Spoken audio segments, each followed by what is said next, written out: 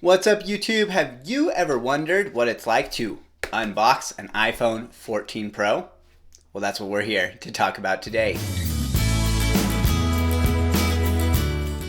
Welcome back, my name is Ben Nielsen, and today we are unboxing brand new iPhone 14 Pro, which is inside this box. And I'm pretty excited about this because I've been on the iPhone 11 Pro, which was an amazing phone, but of course it's getting on 3 years now, and so it's time to kind of move on. There's a lot of features that have come along the way that I'm very interested in, like cinematic mode and raw photos using the Apple Pro RAW format, and so these are things that I haven't been able to do with my current phone that I'm going to be testing out in the new phone. And of course, this new phone also comes with its own set of upgrades, like that 48 megapixel sensor, which I'm very interested to try out. The sensor is getting bigger as well, so we should be able to get more natural depth of field. There's going to be a lot of cool things here for people who are in the creative spaces, video, photography, and design. So let's go ahead and take a look and see what this looks like when we get it unboxed. Okay, so here we are with the iPhone 14 Pro box. And I just love how Apple makes this easy with a little pull tab right here that you can just rip off. Then you can just open the box without having to worry about getting scissors or finding a knife or anything. They know that you just want to get to your phone. So let's go ahead and, oh boy, there it is. Okay, so it's showing you that you can easily just open this by pulling to the left and right, and it's going to, of course, release the box. You can just pull that out, lift it up. Now, these, of course, have gotten so small now because the iPhones have gotten very thin, and, of course, they've stopped putting the charging brick in the box. That is controversial, of course, but one thing you can say is the boxes have gotten smaller, and the shipping costs have probably gone down, and the amount of waste has been reduced. So you can't really argue with those facts, but you can argue with whether or not you think that it's worth it to not have a charger in the box, because that could be a little annoying. Let's put the van there so that we can check its purple against the purple of the phone. They will be very different purples, but we'll see that in a second. Okay, so of course another pull tab here, so super easy to open it up. So let's go ahead. This is the iPhone 14 Pro in purple with 256 gigabytes of storage. I kind of wonder if I should have gone 512 on this because of the new cameras and everything, but I went with 256 because I hadn't even come close to filling up 256. Oh my, that is, I don't know how well that's coming through on the camera, but that is a beautiful purple. Purple is my favorite color, if you didn't know that already, and so that's awesome. Okay, so of course in the box, there's the phone. There it is. Let's go ahead and peel this off. Now, I love how they let you know what all the buttons are going to do. Power, silence your sounds, and then your plus and minus. So we've got all of that here. Let's go ahead and we'll just peel that off. So wonderful there. And I mean, I love purple, so I guess I was going to be in love with the color anyways, but that is a really nice shade of purple. And of course, I'm here with the studio light on it, so it's very clear. I've heard some people say that it almost looks black in some lighting, but here I can see it very well. Yeah, so of course we've got the rails here, and it looks like they are going to be fingerprint magnets because I already have fingerprints all over them.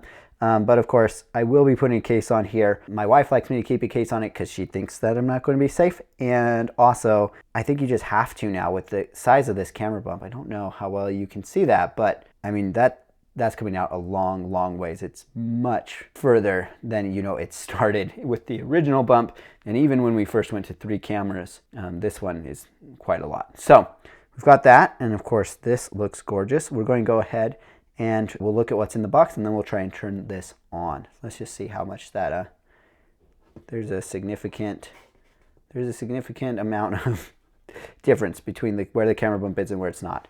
Okay, so what else is in the box?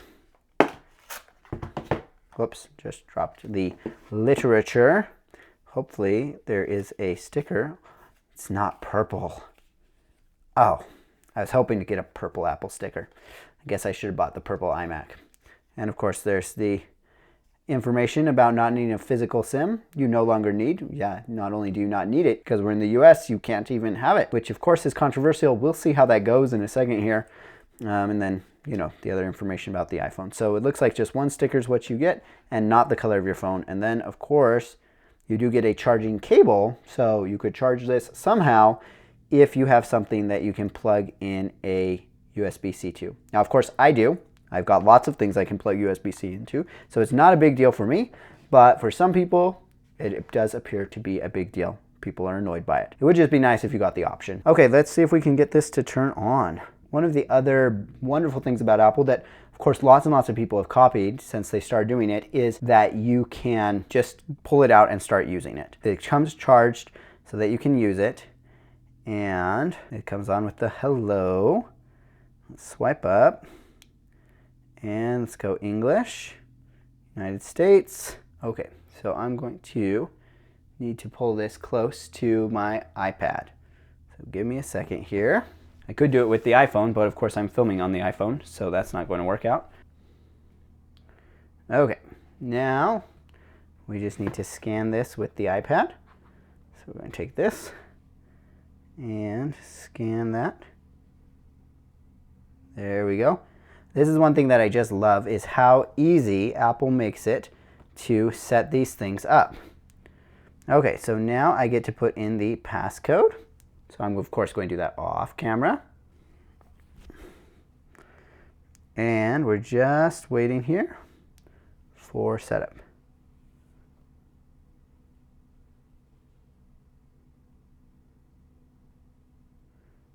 Okay, it's saying no internet connection. I don't know why that is. Let's try this again.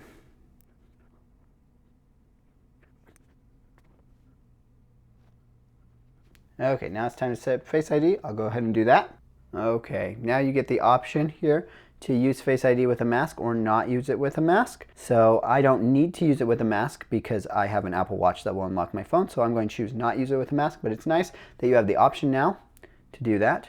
And you can see the dynamic island there is already working, and Face ID is now set up. And you can see that in the dynamic island, you have the little green dot that shows you that your camera is working, which is really helpful.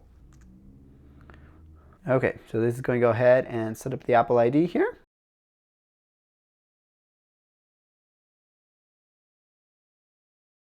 Well, while we're waiting for that, let's just go ahead and look at these.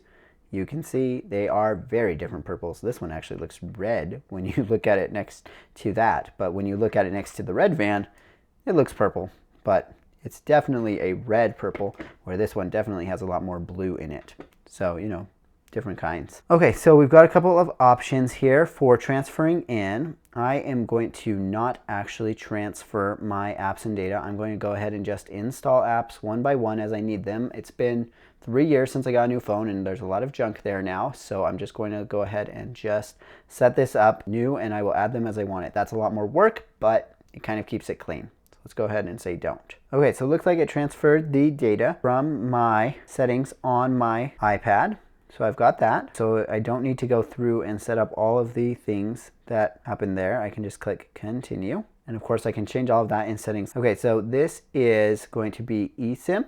So I'm going to need to set this up. So I think I'm going to need my other phone for that. So I'm going to have to stop the recording now. So we're all done setting up the eSIM. It was incredibly easy to do that. I know that everybody was complaining about it, saying it was going to be really hard and difficult and cause problems. And I myself thought that that was going to be the case, that I might run into some difficulty getting it done, would have to contact my carrier, but it went super smooth and easy. You just click yes on the other phone, it transfers it over, and in a few minutes you're all set up and ready to go. Then it asks you to set up Apple Pay, and then you get into the settings here. So you can choose whether you want standard or a zoomed in display. I'm going to go with standard, and then it's got emergency SOS information here. So of course these are some of the new things, and of course some of the old things where you can call SOS just by holding down the two buttons.